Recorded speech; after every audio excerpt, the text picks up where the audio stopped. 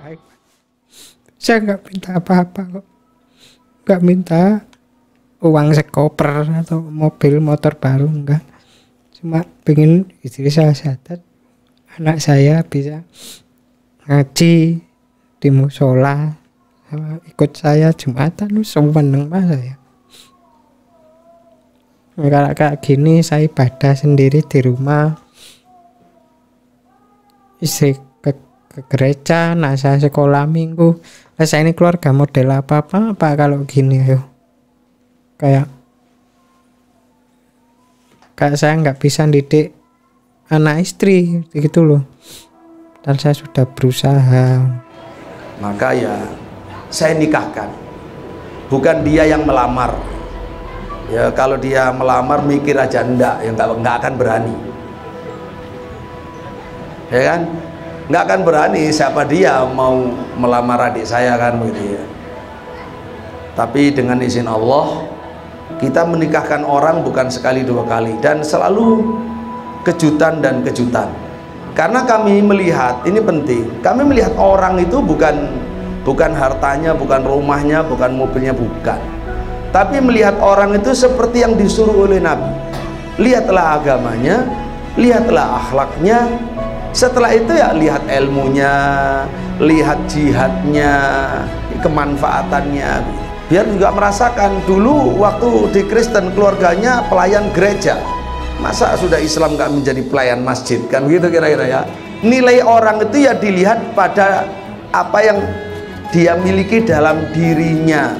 Kalau harta itu di luar dirinya, rumah mobil di luar dirinya. Yang dalam dirinya itu agama, ketakwaan, keimanan, kemudian akhlaknya, kemudian ya ilmunya, pengetahuannya tentang agama Islam dan potensinya. Dan ini bukan yang terakhir.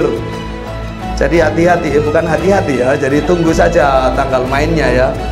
Setelah baca doa, siapa berikutnya?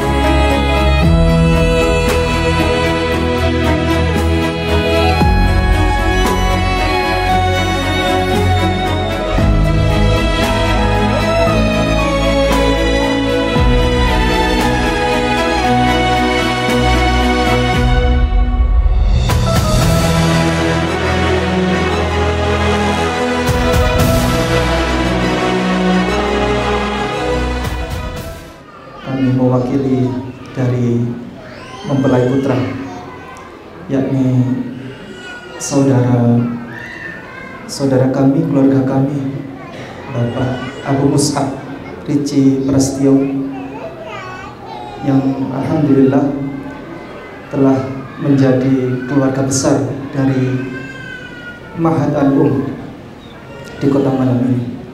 Dulu itu tanpa janjian, tanpa telepon kepada saya, tanpa memberi kabar, tiba-tiba malam hari menjelang Ramadan waktu itu, sekiranya pukul 8 malam, saya mendapatkan telepon dari seseorang yang tidak saya kenal.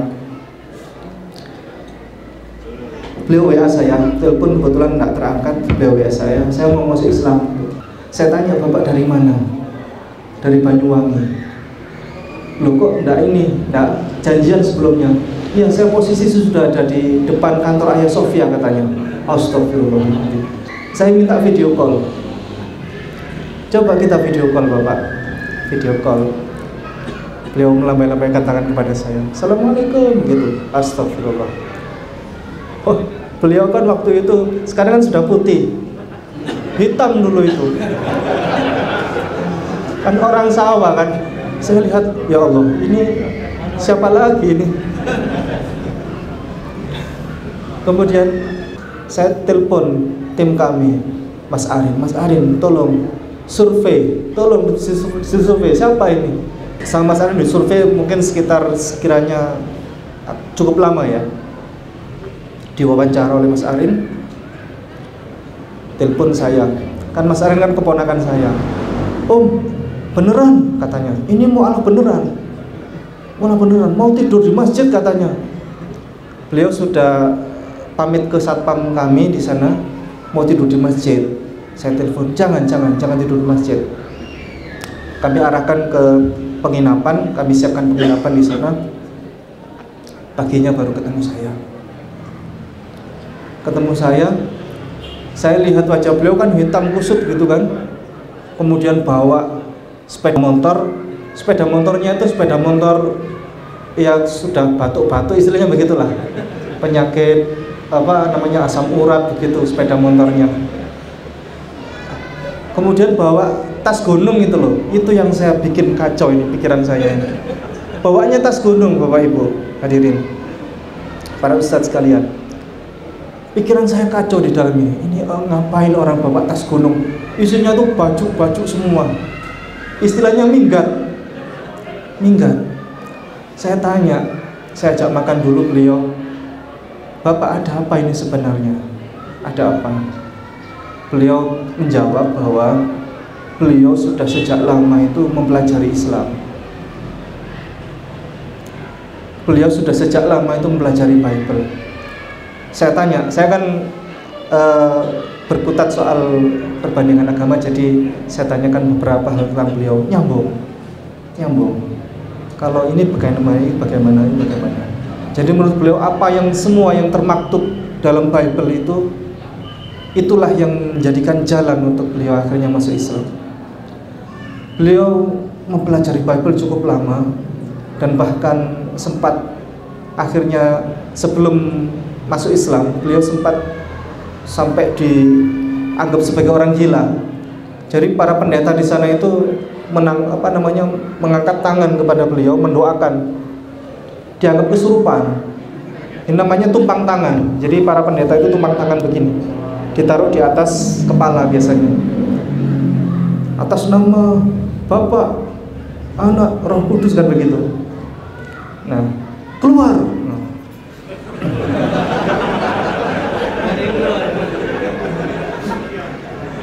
Jadi beliau ini sudah sejak lama bersengketa dengan para pendeta di sana. Dianggap sebagai orang gila, kesurupan. Sehingga saya tanya kepada beliau, istri bagaimana? Istri tidak mau diajak masuk Islam. Ribut gak sama istri? Tidak ribut. Tengkar sama istri? Tidak tengkar. KDRT? Tidak. Saya tidak percaya Bapak Ibu, membuat percaya sama sekali. Akhirnya saya datangi itu sama kawan-kawan dari Hagia Sophia itu, mendatangi ke sana ke Banyuwangi, ke tempat beliau, ke rumah beliau, ketemu sama istrinya, ketemu sama anaknya, ketemu sama mertuanya juga. Mertuanya datang dengan wajah marah waktu itu. Ada apa ini kan begitu. Beliau sempat jantungan kan. Dan saya tanya kepada istri beliau, Pak Ricci pernah main tangan tidak? Tidak. Pak Ricci ada ribut dengan ibu? Tidak. Pak Ricci tengkar? Tidak. Pecah piring? Tidak.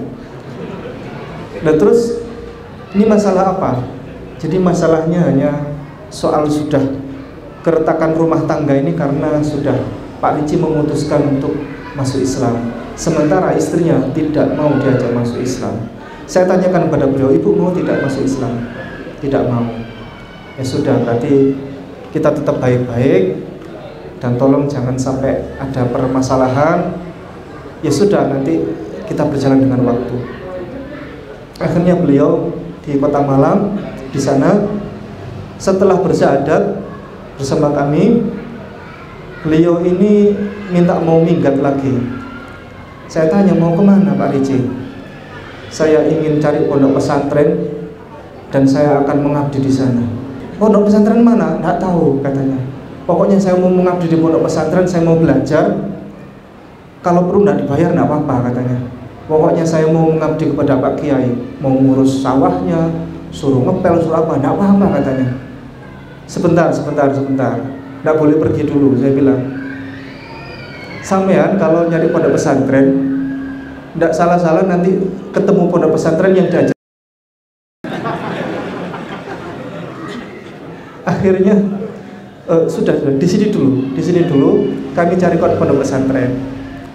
Nah, di situ akhirnya saya kan sudah cukup lama mengenal dengan Kiai Haji Agus Hasan Basori ini, dan kami anggap beliau ini sosok panutan yang tulus ya, yang beliau ini Masya Allah. Akhirnya saya datang telepon kepada beliau, Kiai ada mu'alaf begini. Monggo, winarak. Kami datang kepada beliau, disambut dengan senang hati, dan saya waktu itu masih dakdikduk. Jangan sampai Pak Ricci ini membuat permasalahan di pondok pesantren, karena banyak sekali mu'alaf itu yang modus, mohon maaf modus istilahnya, cari-cari bantuan, cari apa dan lain sebagainya begitu. Alhamdulillah sering berjalannya waktu itu perjanjian kami dengan Pak Ricci, tolong Pak Ricci jangan bekerja, tidak boleh bekerja. Pak Ricci kalau mau mondok, monggo mondok, tapi tidak boleh bekerja dan tidak boleh menikah. Nanti kalau sudah lulus baru menikah, begitu. Alhamdulillah beliau taat dengan semua regulasi yang sudah ditentukan. Beliau tidak bekerja, yang nawari beliau pekerjaan banyak. Beliau tidak menikah, yang nawari menikah beliau juga banyak. Terakhir kemarin ujiannya beliau itu sesudah dilamar oleh Pak Kiai Haji Agus Hasan Basori. Sudah dilamar, sudah mau dinikahkan sama adik beliau. Kok tiba-tiba saya ajak ke Jakarta, beliau mau disekolahkan oleh kawan kami ke Yaman, mau diberangkatkan untuk sekolah di Yaman, karena beliau kan mualafnya kan bagus. Dari perjalanan beliau dari awal masuk Islam sampai sekarang itu kan bagus. Jadi kawan kami ini melihat, wah ini ke depan bisa menjadi kader dai mu'alaf yang bagus. Jadi mau disekolahkan di Yaman. Sudah siap nih, uang sudah ada, dana sudah ada, dan rencana mau dinikahkan juga dengan seorang gadis LC dari Libya, Jakarta. Sudah ada orangnya, orang Lamongan sana. Nah, pulang ke sini bingung beliau, sudah semburat pikirannya. Menyampaikan pada Pak Kiai, bagaimana ini? Pak Kiai juga telepon saya, bingung ini, bagaimana ini? Saya diamkan. Saya itu kalau sudah mencari solusi, tidak tahu, pokoknya solusi dari Allah berjalannya dengan waktu itu saja. Ternyata alhamdulillah beliau ini lebih cinta kepada Pak Kiai Haji Agus Hasan Basori dan lebih cinta kepada Al-Um, sehingga beliau WA pada saya dengan ini memutuskan untuk menikah di Al-Um. Saya bilang, loh tidak jadi berangkat ke Yaman? Tidak jadi katanya. Dalam, oh Sudan, mohon maaf, ngapunten saya lupa, bukan ke Yaman, ke Sudan. Jadi beliau mau berangkat ke Sudan, itu sudah dana sudah ada. Jadi yang sana, yang Jakarta sudah persiapan, sudah. Pokoknya semua resources sudah siap, begitu.